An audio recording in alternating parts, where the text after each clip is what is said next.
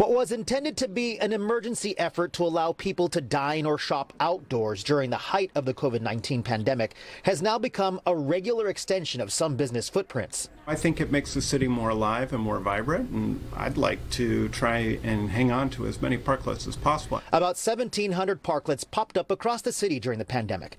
But next April, the emergency parklet rules expire, and the city's new ordinance rules kick in. It could require some business owners to make significant modifications to their existing parklets. San Francisco Small Business Commission President Sharky Laguana says some compromises had to be made with the fire department and other agencies if these structures are here to stay. Parklets have to be cut back 3 feet on each side.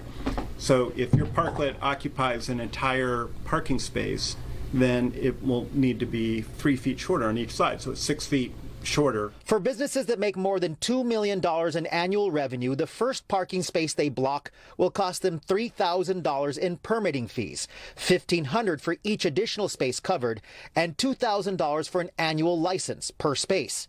Those amounts will be cut in half for businesses making less than $2 million a year.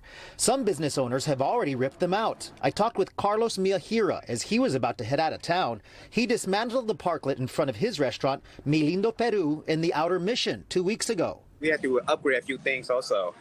So we were deciding on that and spend more money on that, so we decided not to do it. Once people began returning to indoor dining, he says the hassle of managing the parklet became too difficult.